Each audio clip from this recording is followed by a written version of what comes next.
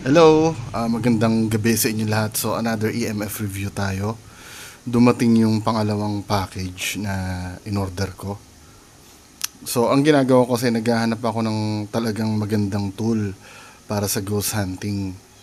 So nakita ko kasi itong EMF na to, ito yung ginagamit nila Zach Bagan sa Ghost Adventures. Kung mapanood nyo, ganito yung model na ginagamit nila. I don't know kung ito yon or kamukha lang, no? Pero feeling ko ito yun eh. Same silang screen display. Tsaka ano, ah, specifications. So ito yung laman nung box. Then makikita nyo sa loob, meron siyang manual, mga kababayan ko.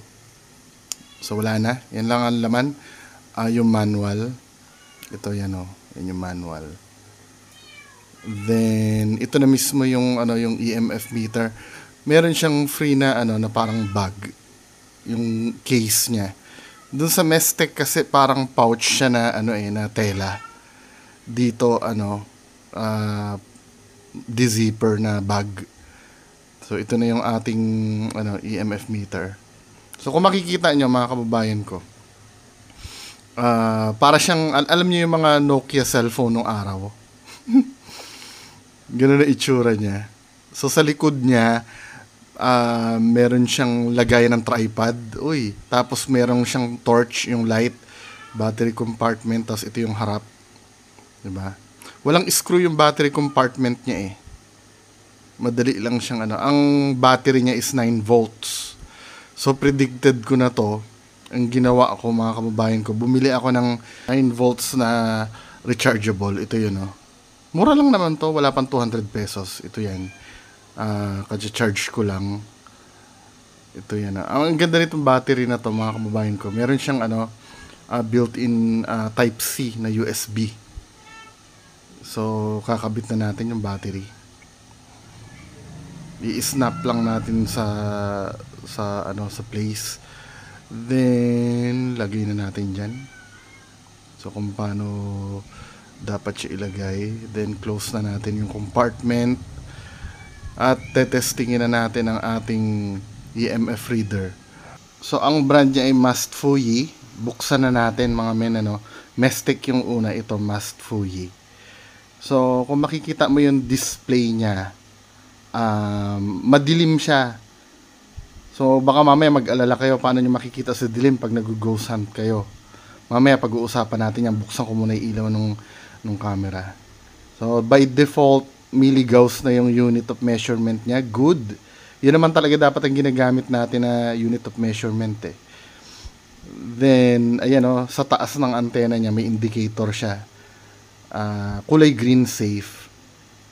So pwede mong palitan ng micro Tesla at voltmeter. Same lang dun sa Mestec. So mga kababayan ko, tetestingin na natin. So, balik natin sa milligauss. So, kuha tayo ng pwedeng testingin. Walang reading sa flashlight.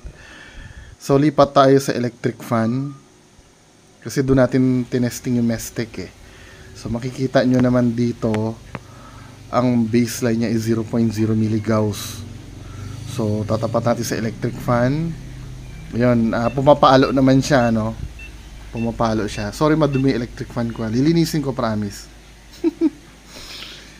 So, comparison time. Dito naman sa Mestec tayo.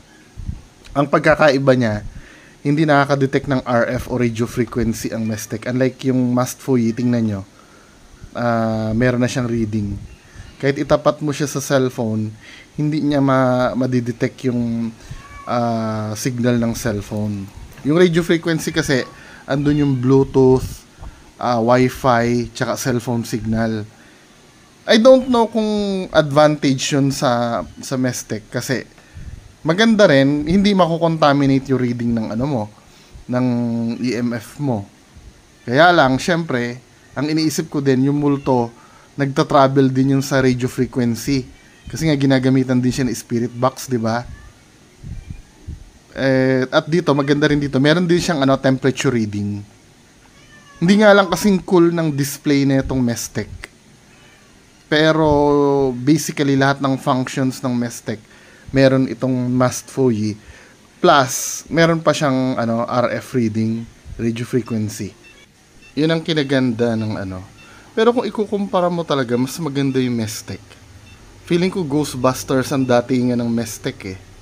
Tsaka colored pa yung screen. Sayang, no? Pero kung functionality talaga para sa akin, Mestec ako. Diba? Meron din naman siyang temperature reading eh. Mahal nga lang ng konti ang Mestec. Kaya nga ako buti nga dinelay ang delivery ng Mestec na yan, kaya napabili ako nitong Mast Foyi. Dahil nag-research ako. So maganda pa dito mga kababayan ko yung niya. Try natin buksan yung backlight kasi baka mamaya nag-aalala kayo walang backlight eh. Ayan oh. Pwedeng mabuksan yung backlight at sa likod niya meron siyang parang flashlight.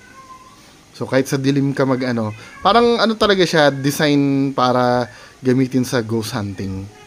Yung itong EMF reader na to. Pero mas maganda sana tong isa, diba mga men? Anyway, kung ako talaga, kung bibili kayo, sa Mast Foyi na ako.